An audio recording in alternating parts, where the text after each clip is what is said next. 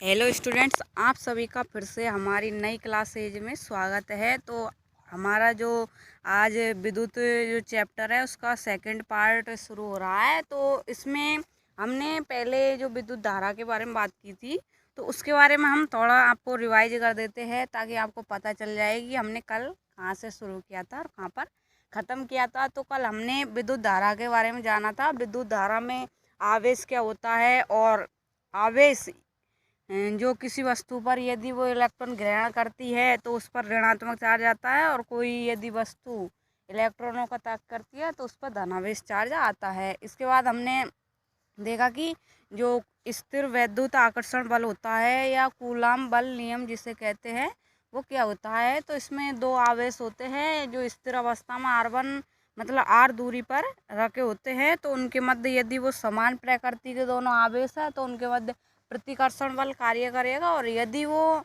दोनों आवेश असमान प्रकृति के हैं तो उनके मध्य आकर्षण प्रकृति का बल लगेगा। तो इसमें हमने देखा था कि जो बल लगता है Q1 Q2 आवेश पर, तो वो दोनों आवेशों के तो गुणनफल के तो वो समानुपाती होता है, तथा जो उनके मध्य की जो दूरी है उसके वर्ग के वो व्युत्क्रमानुपाती होता है। इसके बाद हमने विद्युत धारा में देखा था कि विद्युत धारा क्या होती है। तो आवेशों के प्रवाह की जो दर होती है वो विद्युत धारा कहलाती है। तो Q बराबर तो हमारे पास जो धारा का जो फॉर्मूला आया था वो I बराबर Q/T, जहाँ पर Q आवेश था तथा T समय था।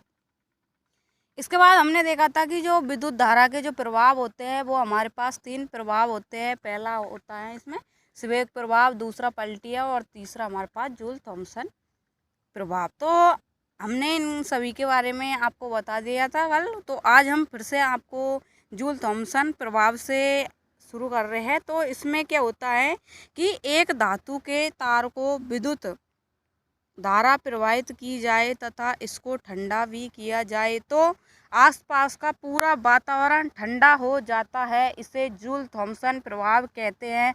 और जो फ्रिज या रेफ्रिजरेटर होता है वो जूल थॉमसन प्रभाव के पर ही आधारित होता है।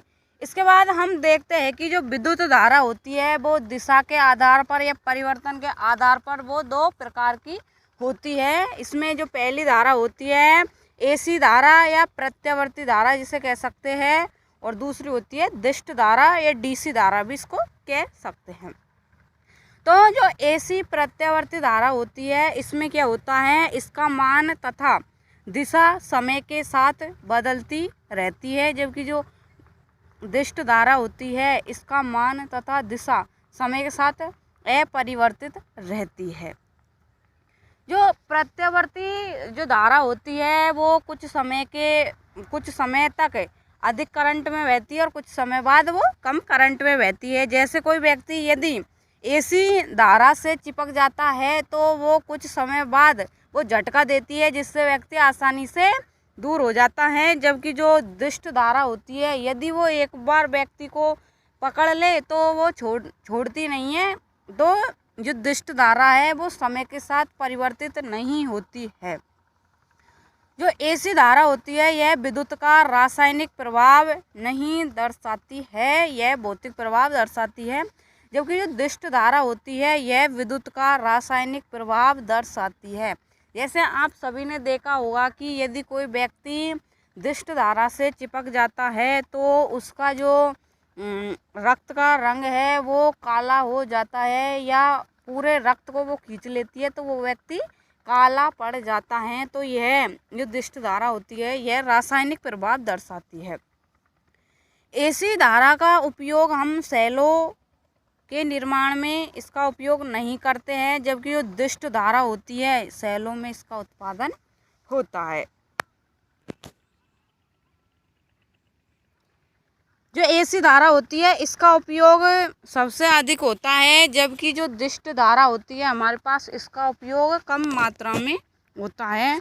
और जो हमारे पास जो प्रत्यावर्ती धारा होती है इसकी जो अधिकतम वोल्टता होती है वो 33,000 वोल्ट होती है, जबकि जो दिष्ट धारा होती है उसकी जो अधिकतम वोल्टता होती है वो 650 वोल्टेज होती है।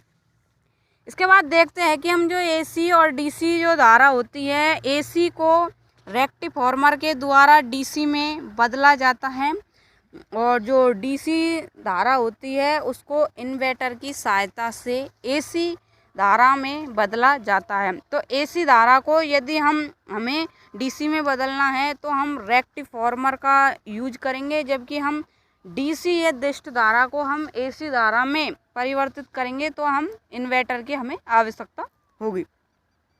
एसी धारा को ट्रांसफॉर्मर की सहायता से लंबी दूरी तक प्रवाहित किया जाता है और जबकि जो डीसी होती है, जो डीसी धारा, उसको ट्रांसफॉर्मर की सहायता से लंबी दूरी तक प्रवाहित नहीं किया जा सकता है। जो एसी का जो अधिकतम मान होता है वो √2 गुणा होता है, जबकि जो डीसी का जो अधिकतम मान होता है वो इसमें नहीं दिया गया है। तो डीसी आकर्षण उत्पन्न करती है। तो हमारे पास जो एसी धारा का जो अधिकतम धारा निकालते हैं तो वो I बराबर I0/√2 द्वारा निकाला जाता है। यहाँ पर जो I0 है, यहाँ पर जो शिखर मान कहलाता है। जो एसी धारा की जो हमारे पास आवृत्ति होती है वो 50 हर्ट्ज होती है, जबकि जो डीसी धारा की जो आवृत्ति होती है वो 0 से 20 हर्ट्ज तक होती है। इसके बाद हम देखते हैं कि जो हमारे पास जो एसी ये प्रत्यावर्ती धारा होती है यह भी दो प्रकार की होती है, जिसे हम सिंगल फेज या ट्रिपल फेज भी कहते हैं। तो ये सिंगल फेज में क्या होता है और ये ट्रिपल फेज में क्या होता है। तो इसमें जो सिंगल फेज में जो धारा 5 एम्पियर की बहती है तथा जो वोल्टता होती है वो 220 वोल्टेज होती है, जबकि जो ट्रिपल फेज होती है इसमें जो धारा जो प्रवाहित होती है वो 15 एम्पियर तथा जो वोल्टता प्रवाहित होती है वो 440 या दुगनी प्राप्त होती है। तो यदि हम सिंगल फेज इसका उपयोग घरेलू उपकरण चलाने में करते हैं, जबकि जो ट्रिपल फेज होता है इसका उपयोग कृषि उपकरणों या औद्योगिक उपकरणों को चलाने में किया जाता है। और जो भारत में जो 50 हर्ट्ज आवृत्ति की तथा 220 वोल्टेज वाली धारा का उपयोग किया जाता है। इसके बाद हम देखते हैं कि जो चौक कुंडली आती है, जो धारा वाले टॉपिक से ही ये रिलेटेड है। तो एसी धारा की वोल्टता चौक कुंडली के द्वारा परिवर्तित की जाती है। एसी धारा की जो वोल्टता होती है उसको चौक कुंडली द्वारा ही एक्सचेंज कर सकते हैं या परिवर्तित कर सकते हैं। इसके बाद हम देखते हैं कि जो धारा प्रवाहित होती है उसमें प्रतिरोध का क्या रोल होता है। तो इसे हम देखते हैं कि प्रतिरोध होता क्या है।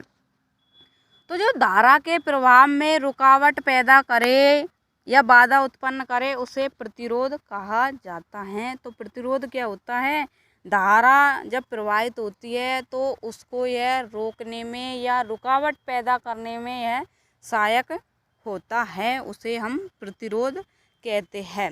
जो प्रतिरोध का जो मात्रक होता है वो हमारे पास ओम होता है। प्रतिरोध को हम ओम से प्रदर्शित करते हैं। हमने देखा था कि जब हम आवेशन के आधार पर पदार्थों के प्रकार पढ़ रहे थे तो उसमें हमने देखा था कि कुचालक और अर्धचालक और सुचालक और अतिचालक।